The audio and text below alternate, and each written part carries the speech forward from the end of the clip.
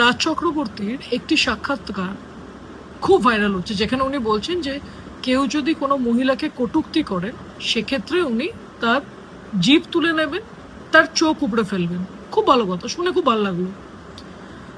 তো আরজি করের ইনসিডেন্টটাতে তো আপনার টিকিটটা পাওয়া গেল না, বা এই কি বলে ল কলেজে যে ইনসিডেন্টটা হলো সেখানেও আপনার টিকি পাওয়া গেল না। ওনারা মহিলা ছিলেন না, ওনারা মেয়ে ছিলেন না। ও ও আমি কি করে ভুলে যাচ্ছি, আপনি তো একটি দলকে রিপ্রেজেন্ট করেন, তো আপনি মুখটা খুলবেন কি করে? কিন্তু এইখানে আপনি মুখ খুলছেন কেন বলুন তো? কারণ সেম জিনিসটা সেম নয়। শুধু কিছু কথা আপনি শুনেছেন আপনার ওয়াইফের ব্যাপারে, যেটা কখনোই এক্সপেক্টেড নয়।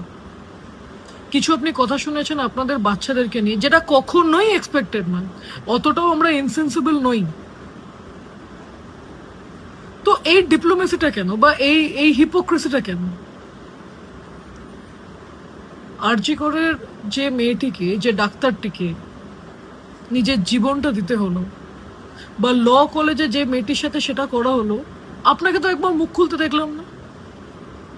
তাহলে বুঝতে পারছেন তো যে যখন এরকম কোনো ইনসিডেন্ট নিজেদের মানুষের সাথে হয়, তাহলে কতটা মানসিক প্রেশার ক্রিয়েট হয়, কতটা খারাপ লাগে।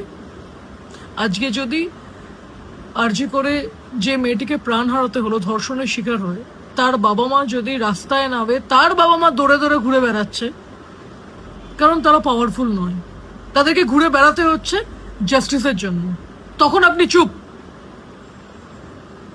তখন আপনি চুপ। আজ কখনো ভেবে দেখেছেন? হ্যাঁ, এখানে আপনার ওয়াইফ বা অ্যাক্ট্রেস শুভশ্রীকে নিয়ে আমার কিছু বলার নেই, কারণ উনি মনে ইনভিটেশন পেয়েছিলেন, উনি গেছিলেন। কিন্তু যারা হাজার হাজার লক্ষ লক্ষ টাকা খরচা করে যারা মাঠে গেছিল ওরকম একজন ফুটবলারকে দেখার জন্য, কিংবদন্তি ফুটবলারকে দেখার জন্য, তারা কি পেলেন? কি পেয়েছিলেন তারা? আপনার কখন লাগতো বলুন তো, যখন সেম জিনিসটা আপনি করতেন, যে আপনি লক্ষ টাকা খরচা করেছেন, হাজার টাকা খরচা করেছেন, কিন্তু গিয়ে কাকে দেখলেন? কয়েকটা মিডিয়ার লোক, কয়েকটা পাচাটা পাবলিক, অরূপ বিশ্বাস,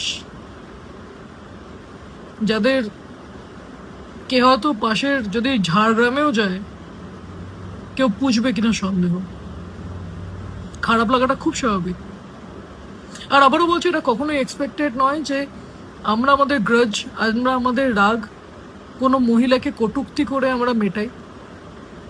আমরা আমাদের রাগ বা আমাদের